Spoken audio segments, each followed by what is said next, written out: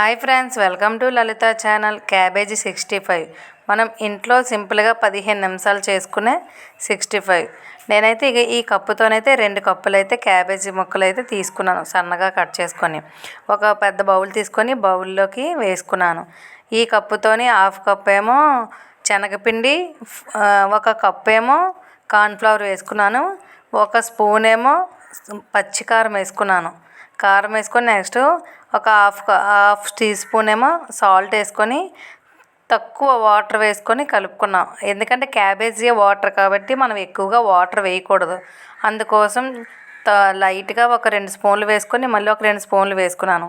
మనకి కావాలంటే వేసుకోవచ్చు, లేదంటే స్కిప్ చేసేయచ్చు. నేనైతే చిటికెడైతే ఫుడ్ కలర్ వేసాను, అది ఆప్షన్. అది మనకు కావాలంటే వేసుకోవచ్చు, లేదంటే లేదు. నేనైతే వేసాను, చాలా చిటికెడు వేసాను. స్టవ్ ఆన్ చేసుకొని కళాయిలోనే ఆయిల్ పెట్టుకొని డ్రీప్ అయ్యి సరిపడా ఆయిల్ వేసుకొని ఆయిల్ వేడైన తర్వాత ఇక్కడ పకోడీలాగా వేసేసుకోవడమే. స్లోగా అయితే వేసేసుకొని మనం 2 నిమిషాల తర్వాత అయితే గరిటె పెట్టి తిరగేసుకోవాలన్నమాట స్లోగాన. ఇక నేను చూపించిన విధంగా ఇలా స్లోగా తిరగేసుకొని ఒక 5 నిమిషాల్లో అయితే చాలా ఫాస్ట్గా అయితే ఫ్రై అయిపోయింది. ఒక 5 నిమిషాలు అయితే ఫ్రై అయిపోయింది. మనం ఇలా తీసి ఒక జాలీతో తీసేసి ఒక బౌల్లోకి అయితే వేసుకోవాలి. నేనైతే మళ్ళీ ఒక కప్పుతోనైతే పల్లీలు వేసుకున్నాను.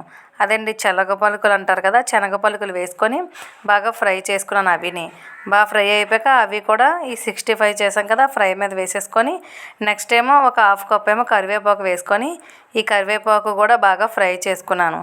క్యాబేజీ 65 అయితే చాలా క్రిస్పీగా వచ్చిందండి.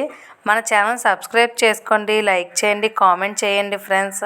అలాగే నాకు సపోర్ట్ చేసిన వాళ్ళందరికీ ధన్యవాదాలు. క్యాబేజీ 65 అయితే రెడీ అయిపోయిందండి. చాలా క్రిస్పీగా వచ్చిందండి. ఇగోండి చూడండి. ఓకే ఫ్రెండ్స్, మీరు కూడా ట్రై చేసి ఎలా వచ్చిందో కామెంట్ బాక్స్లో కామెంట్ చేయండి. ఓకే అండి, బాయ్.